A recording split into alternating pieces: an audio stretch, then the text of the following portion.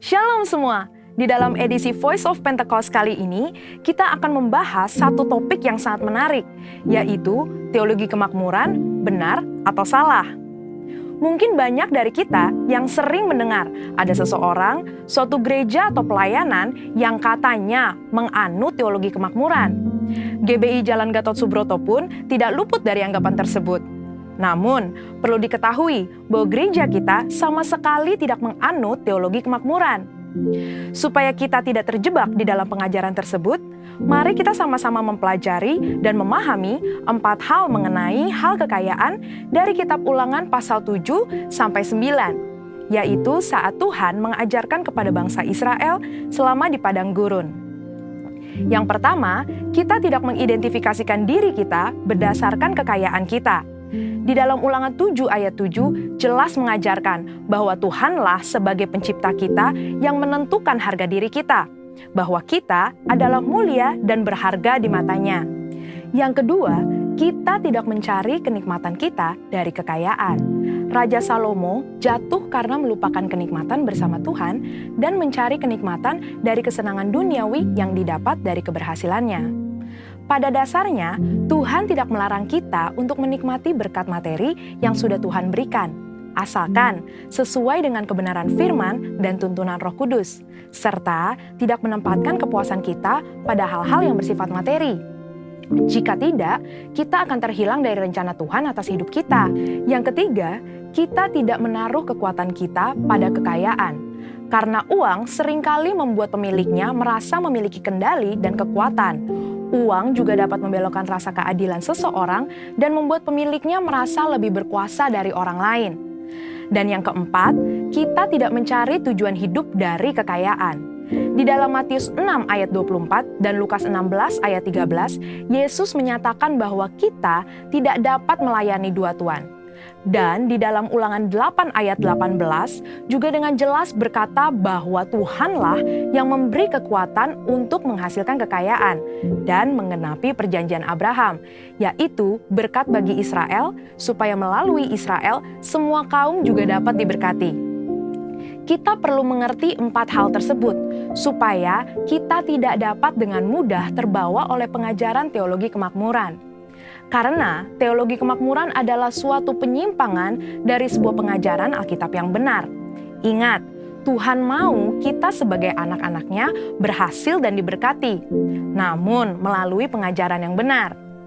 Supaya lebih jelas, mari kita sama-sama telaah 3 penyimpangan ajaran utama teologi kemakmuran. Ajaran yang pertama dikatakan bahwa Allah menginginkan semua anak-anaknya berhasil.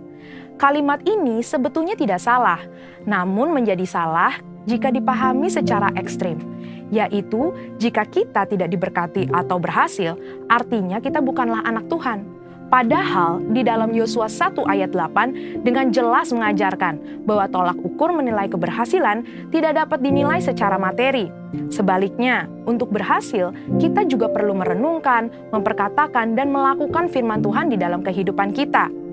Selanjutnya, ajaran teologi kemakmuran yang kedua dikatakan penebusan Yesus di kayu salib adalah penebusan dari kemiskinan, penderitaan, dan sakit penyakit, di mana jika orang tersebut percaya sepenuhnya, maka tidak akan mengalami penderitaan.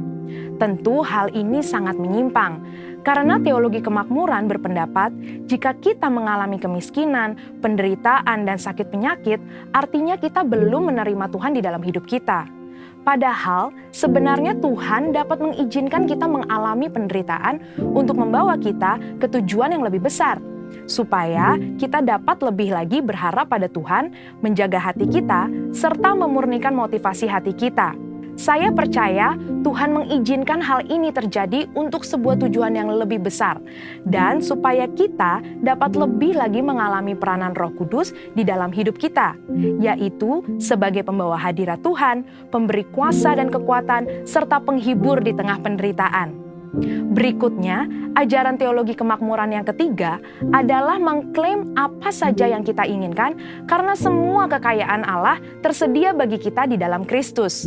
Ini tidak salah, tetapi menjadi menyimpang ketika dikatakan bahwa sebagai anak Tuhan, kita dapat meminta apapun, tidak peduli apa saja yang menjadi keinginan kita.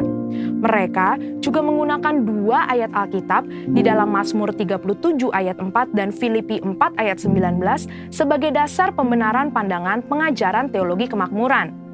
Padahal, dua ayat tersebut bukan berbicara tentang pemenuhan segala keinginan duniawi kita, tetapi pemenuhan keperluan orang yang sudah mendapatkan kepuasan di dalam Tuhan. Dan juga permintaan tersebut harus sesuai dengan kehendak Tuhan. Melihat dari tiga ajaran tersebut, dapat disimpulkan bahwa teologi kemakmuran adalah teologi yang kekanak-kanakan, yang terlalu menekankan hak dan melupakan tanggung jawab. Dan GBI Gatot Subroto jelas tidak setuju dengan penyimpangan pengajaran tersebut. Namun, kita perlu percaya bahwa Tuhan sangat ingin memberkati kita berlimpah-limpah, supaya kita dapat menjadi berkat bagi orang lain, serta menyelesaikan amanat agung Tuhan Yesus dan pekerjaan Tuhan di bumi.